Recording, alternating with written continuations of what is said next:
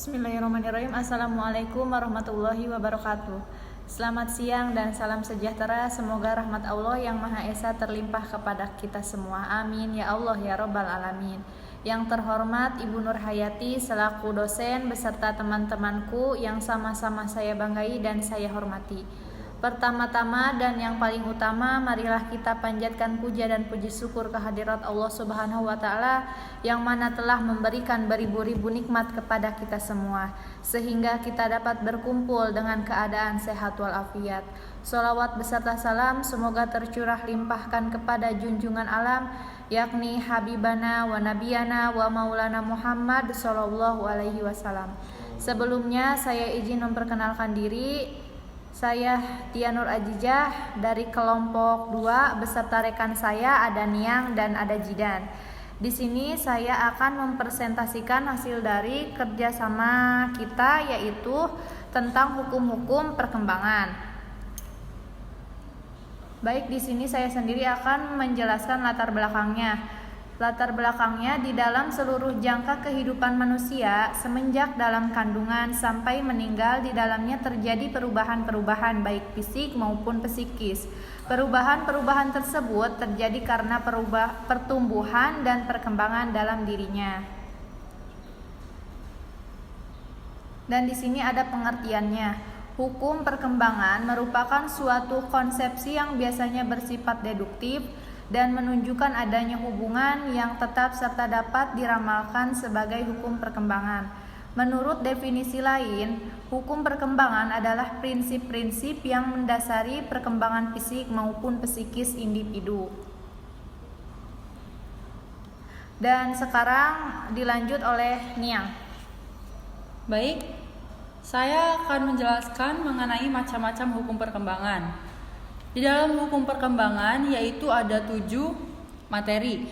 Yang pertama yaitu hukum cephalocauda, yang kedua hukum proximodistal, yang ketiga hukum ritme irama perkembangan, yang keempat hukum konvergensi, yang kelima hukum rekapitulasi, yang keenam hukum bertahan dan mengembangkan diri, yang ketujuh hukum tempo perkembangan. Baik, langsung saja yang pertama yaitu ada hukum cephalocauda. Hukum ini menyatakan bahwa pertumbuhan fisik dimulai dari kepala ke arah kaki. Bagian kepala tumbuh lebih dahulu daripada bagian-bagian yang lain.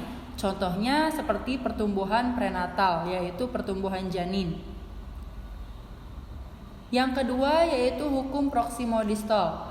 Hukum ini menyatakan bahwa pertumbuhan fisik dimulai dari sumbu dan mengarah ke tepi. Seperti kendali otot tubuh dan lengan akan lebih mudah dilihat pada bayi sebelum kendali tangan dan jari. Yang ketiga yaitu hukum ritme atau irama perkembangan. Hukum perkembangan ini berlangsung secara bergantian, kadang teratur dan kadang tidak teratur. Semua ini tergantung dengan irama masing-masing individu. Tapi meskipun individu memiliki irama dan tempo yang berbeda, disertai bakat yang berbeda, namun individu tersebut masih mengikuti garis perkembangan umum. Jadi, perbedaan itu bisa disebabkan karena pembawaan dan lingkungan. Contohnya yaitu, misalkan setiap anak memiliki perkembangan yang berbeda-beda, seperti anak A lebih cepat berjalan dibandingkan anak B, sedangkan anak B lebih lambat berbicara dibandingkan dengan anak A. Yang keempat yaitu hukum konvergensi. Hukum ini dipelopori oleh William Stern, seorang psikolog berkebangsaan Jerman.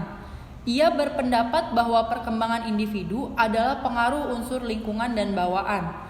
Kedua-duanya menentukan perkembangan manusia dari 2 buah faktor perkembangan dan lingkungan. Tetapi manusia itu tidak hanya diperkembangkan, tetapi juga memperkembangkan dirinya sendiri.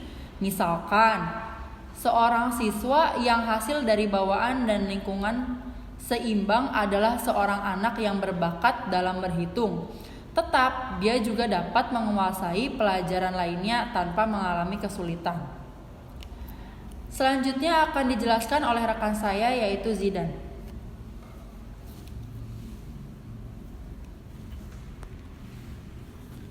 Baik, saya akan menjelaskan Yang kelima, hukum rekapitulasi. Hukum ini tertuju pada perkembangan seseorang anak yang mengalami perkembangan dari ulangan kehidupan sebelumnya, misal kehidupan sejarah suatu bangsanya. Namun proses ini sangatlah lambat, yaitu memerlukan waktu yang berabad-abad. Seorang manusia akan mengalami tingkatan masanya. Yang keenam, hukum bertahan dan mengembangkan hidup.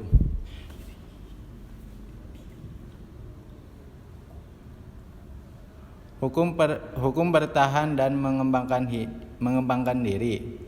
Setiap manusia di dunia ini pasti mempunyai hasrat atau dorongan untuk mempertahankan diri.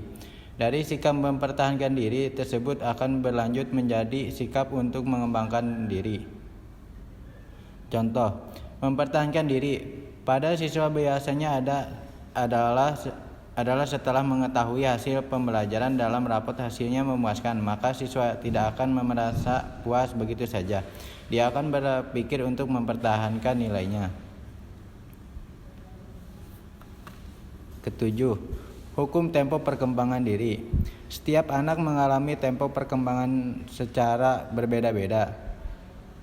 Tempo perkembangan anak dikategorikan menjadi cepat, lambat, dan sedang. Dari setiap kategori tempo perkembangan pasti terdapat faktor-faktor tertentu, misalnya dari lingkungan, fisik, dan psikologi.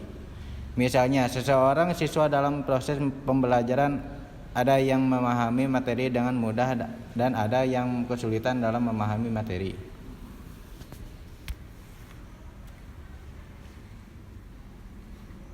Baik, langsung saja kita ke kesimpulannya. Dari kesimpulan materi tentang hukum perkembangan ini adalah melalui hasil studi literatur dapat disimpulkan bahwa ada beberapa faktor yang sangat penting dalam mendukung perkembangan peserta didik. Salah satunya faktor pembawaan serta lingkungan yang memengaruhi berkembangnya potensi diri dan minat bakat setiap anak.